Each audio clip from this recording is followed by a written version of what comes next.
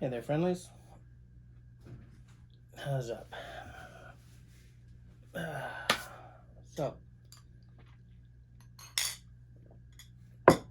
yesterday I turned 49, and my wife gave me this for my birthday. This is the NIkka Coffey Grain Whisky. I've been very curious about it, but I have not tried it yet. So, let's do this. Swedish Axe, Japanese whiskey. We're very international here tonight. I'm trying to keep it a little quiet because, again, it's fairly late at night. My girls fell asleep on a movie, so I'm going to try not to wake anyone up.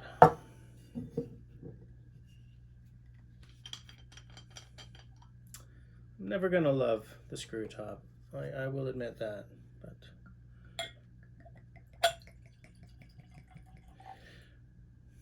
you know, one of my bucket list items is I would love one day to have a bottle of a Japanese whiskey that's old enough.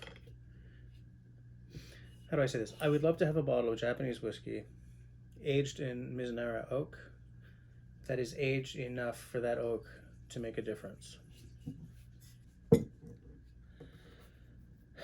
So, coffee grain whiskey. You'll note the weird spelling of coffee. That's because this isn't coffee, the beverage. It's not like coffee bean whiskey or anything. It's named after Aeneas Coffey, who came up with his eponymous still in 1830. And the NIkka company imported two coffee stills during the 60s. Apparently the coffee still is very hard to run. It's not very efficient, but it creates a very distinct taste signature. It imparts a lot from the grain in this case into the glass, and it creates sort of apparently a very creamy taste. I don't know. We'll find out in about 2 or 3 minutes. Now, one thing I do want to say is this is grain whiskey. They say it's predominantly corn, and that's all NIkka says. So I don't know if it's corn with a little barley added or whatever. No idea. So I'm not going to do my checklist because this hits nothing except it's 45% ABV. So yeah, let's give it a little nosing. See what we got. Oh, I also wanted to mention that this grain whiskey meets the requirements, the new requirements to be called a Japanese whiskey, whereas the NIkka Coffey malt whiskey does not, because there's still some Scottish malt happening in those bottles. So this is a true Japanese whiskey. It's a very nice color. I have no idea if that's because they're colored or not. I know nothing. I found nothing on the bottle or anything about chill filtering or coloring or anything. So I think it's a nice color. I would love to be able to say that that's the natural color, but I do not believe it is. I'm looking for tears. There are some, but it looks like it's got a nice oily consistency. Oh, I don't know. Starting to run there. Oh, we'll find out soon. Okay, it's very sweet. On the nose, it's very creamy. It's definitely a corn whiskey. I recognize that. I mean, I'm Canadian. I know what corn whiskey tastes like, right? Yeah, it's... If you come at this from someone who's really used to Scotch, or a single malt or something, this is not the same beast. There's a real sort of... Smells pretty hot. Like this is probably as young as it comes. There's a real kind of not a medicinal, but a turpentine, almost like a paint thinner thing happening just at the top. It's weird because at first it was sort of very sweet, creamy notes, and now there's a harsher medicinal thing coming in. There might be something fruity there, but I'm not sure, like maybe a pear, but it's sort of overpowered by that turpentine element. I think there's a spice. I'm having a real hard time getting around that paint thinner. It's like paint thinner, creamy, and then everything in between. I'm having a hard time getting a lay of the land there. I can tell you right away that this is definitely a young whiskey. I can tell you right away that if this had sat longer in American oak, it's in American oak barrels, by the way, I forgot to mention that. If this had sat longer in the barrel, some of the spiky bits might not be so present. I'm gonna give it a taste. Let's see about the palate.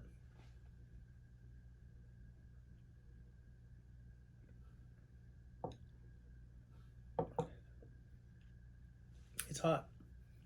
It's young. Let me do that again. Let me do that again because I sort of went back too quickly.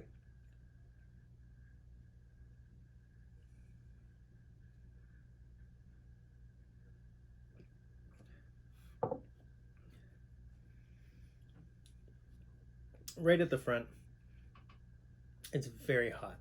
And then it sort of disappears as you get to the middle of the tongue. There's a bit of a creaminess there, but then it just sort of... There's a finish, but it's a light finish. It's hard to tell. I don't know what's going on. I have no idea what's happening in this glass.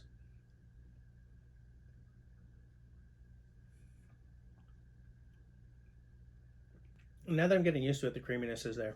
This is not a gateway whiskey. This I would not give to someone, you know, do you like whiskey? I'm not sure. This is not what they're getting.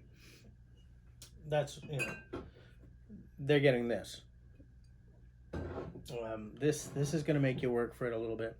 The famous coffee still creaminess is there, but the ABV in this bottle is carrying the show.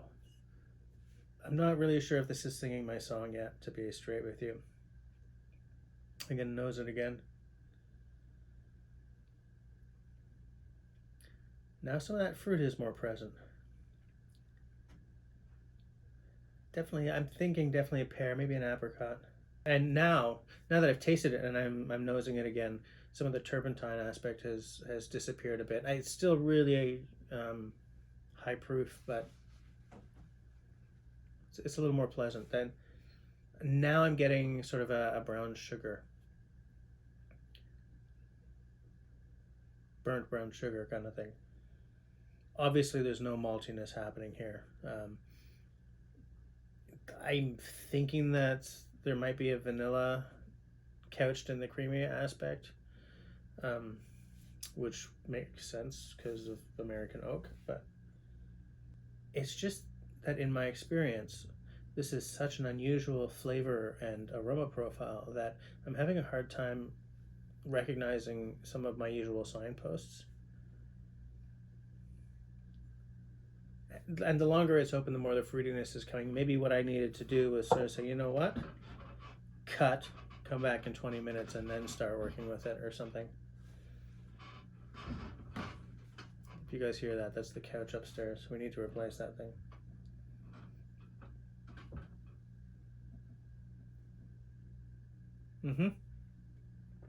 Okay, yeah.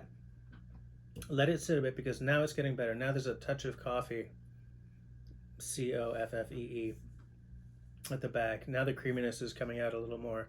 That high alcohol bite sort of, it sat back a little bit. Now this is starting to sing my song just a little bit more. And I would love to taste this at a 10, 15 year, 21.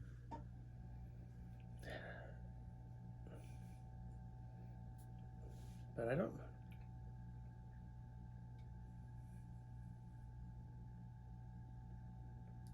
Brown sugar fruitiness. Now there's that creamy thing.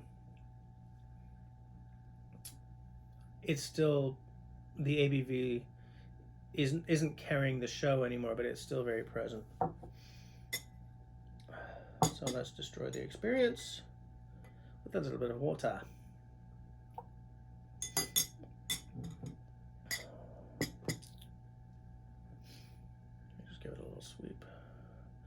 There was not a very oily mouthfeel before I added the water, but it wasn't completely watery either. The finish is not that long. I would call it a medium finish, but it's a light finish, I find. Any difference?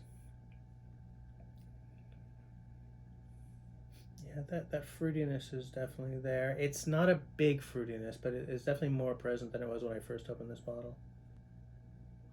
That turpentine thing has come back though now that I've put the water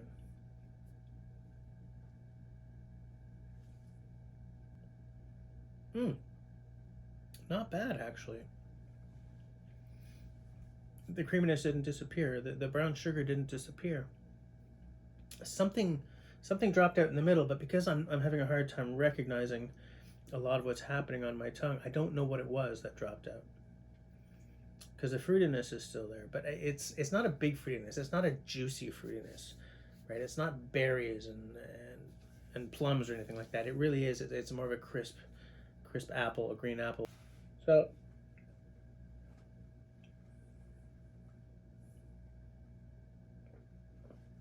what am I going to give this? I'm going to call this a 7.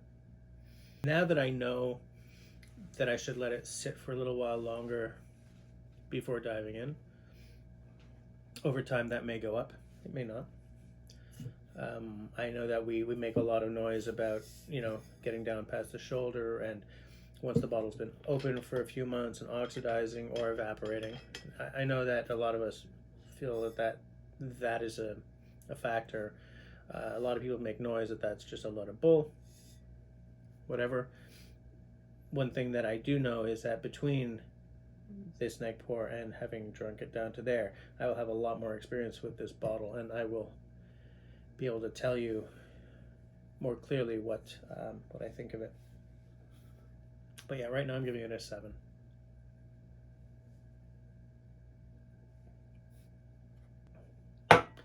So that's all she wrote. Thanks for hanging out with me on this little whiskey review. As I always say, if you like what I'm doing, do the following 3 things. 1, tell me down below, what are your thoughts on the NIkka Coffey Grain, NIkka whiskey in general, or Japanese whiskey? What are your thoughts? I know that's kind of a market that's in flux right now. But I do have that Mizunara oak on my bucket list. Second thing, share this video. That helps me more than you could possibly imagine. Third thing, leave me a smiley thumb. If you don't like what I'm doing, that's alright. Leave me a frowny thumb. Thanks for watching, guys.